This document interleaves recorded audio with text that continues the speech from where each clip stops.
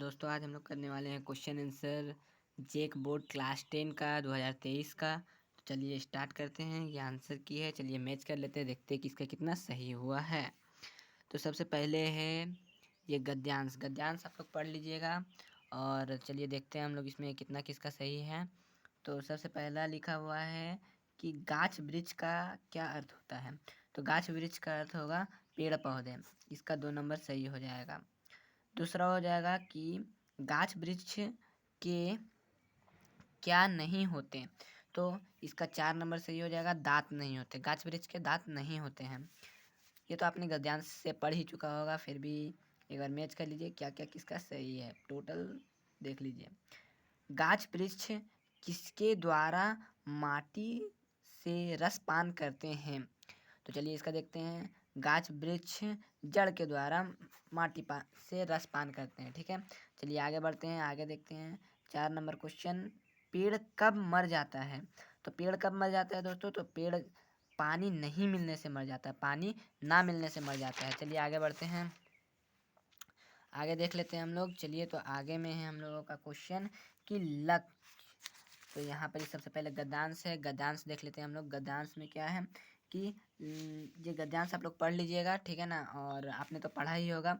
तो इसका हो जाएगा कि धनुष से छूटा हुआ बाण क्या करता है। तो धनुष से छूटा हुआ बाण लक्ष्य भेदता है, तो ये 1 नंबर इसका सही हो जाएगा। चलिए आगे बढ़ते हैं दोस्तों। और उसके बाद है कि लक्ष्य के पथिक कंटकों को क्या मानते हैं। तो कंटकों को क्या मानते हैं दोस्तों, फूल मानते हैं। यहाँ पर देखिए दोस्तों लिखा हुआ है सुमन, सुमन का अर्थ होता है फूल।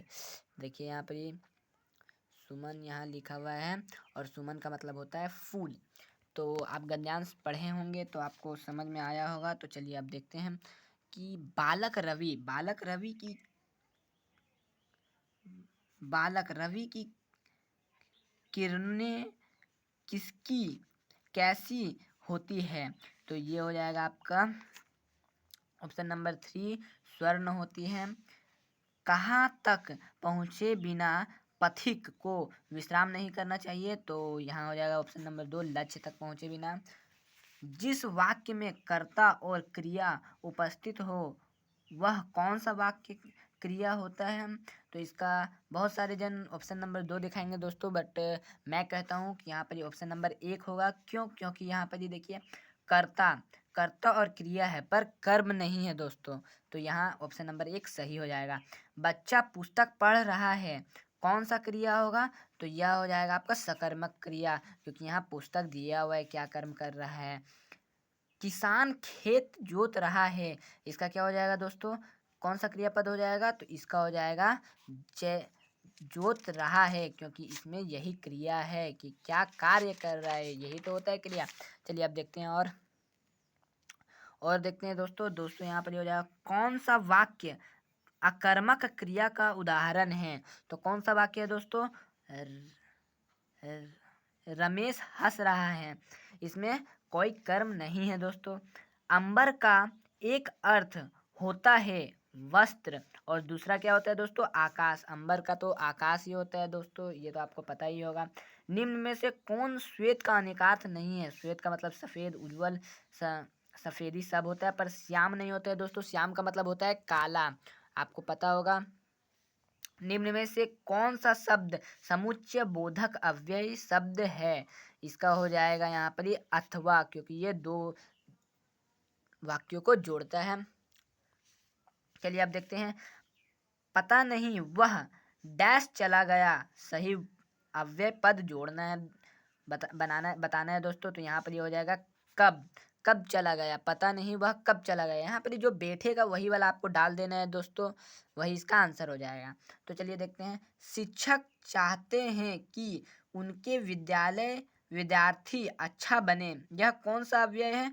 तो यह है हम लोगों का मिश्र, क्योंकि यहाँ पर की आ जा रहा है, इसीलिए यहाँ पर मिश्र होगा। तो चलिए अब देखते हैं 18 नंबर प्रतिदिन कौन समास है। प्रतिदिन कौन समास है, तो यह हो जाएगा अव्ययी भाव, क्योंकि यहाँ पर प्रति लग गया है, इसीलिए अव्ययी भाव। निम्न में से बहुव्रीहि समास कौन है। तो निम्न में से बहुब्रीहि समास कौन सा है? तो लंबोदर, क्योंकि इसका और एक अर्थ होगा जिसको हम लोग गणेश कहते हैं। इससे हम लोग क्या पता चलता है? गणेश भगवान का बारे में पता चलता है। चलिए तो आर देख लेते हैं। पंछी, पंछी आकाश में उड़ेंगे, तो यह हो जाएगा हम लोगों का कृत्रिवाच्य दोस्तों। चलिए फटाफट कर लेते हैं।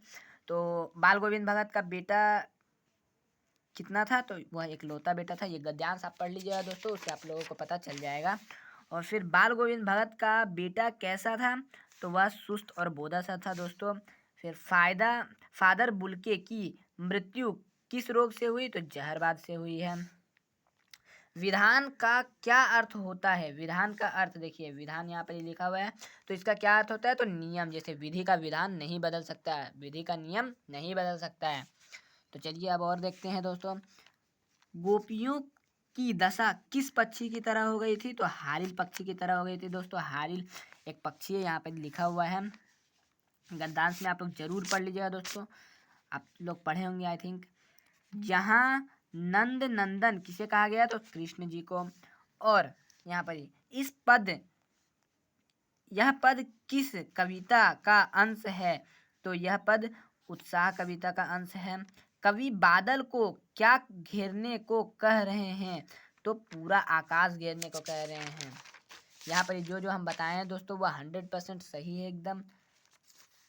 29 में कैप्टन कौन था? कैप्टन है चश्मे वाला, चश्मे बेचने वाला था। और लेखक ने खीरा खाने से क्यों मना कर दिया? अपने आत्मसम्मान की रक्षा के लिए दोस्तों। बिस्मिल्लाह खां क्या बजाते थे? तो शहनाई। लेखक मन्नू भंडारी का बचपन किस शहर में बीता? तो वह था अजमेर में। तो परशुराम के गुरु कौन थे? शिव जी परशुराम के गुरु थे, सब बताया गया था दोस्तों। कवि नागार्जुन मैथिली में किस नाम से प्रसिद्ध थे? तो यह हो जाएगा यात्री। यात्री क्यों यहाँ पर ही कहा गया है दोस्तों? क्योंकि यात्री मतलब होता है, उसमें जो नहीं कहा गया था, पोयम में ही बताया गया था आप लोगों को कि मैं उसमें जो पोयम था उसमें आपको बताया गया था, जिसमें कहा गया था तुम धन्य तुम्हारी माँ भी धन्य। अच्छा चलिए दूसरा क्वेश्चन करते हैं। मृग तृष्णा का क्या अर्थ है? छलावा। मुख्य गायक को आवाज कैसी थी? मुख्य गायक की आवाज कैसी थी दोस्तों? तो चट्टान जैसी भारी। भोलानाथ के सिर में क्या था? तो लंबी लंबी जटाएं जिसमें माँ तेल लगा दिया करती थी, कड़वा का तेल। कभी कभी बच्चे किसका जुलूस निकालते थे? तो कभी कभी बच्चे बारात का जुलूस निकालते थे। चलिए अब और देख लेते हैं, 2 लास्ट बचा हुआ है दोस्तों। तो जॉर्ज पंचम की लाट कहाँ स्थित थी? तो दिल्ली में, इंडिया गेट के पास बोला गया था। चलिए और अब ये एक लास्ट है। तो गंगटोक नगर किस राज्य में की राजधानी है? तो यह है सिक्किम की। चलिए दोस्तों थैंक यू, अच्छा लगा होगा तो लाइक सब्सक्राइब जरूर कर दीजिएगा और अपने दोस्तों के साथ शेयर भी कर दीजिएगा। धन्यवाद।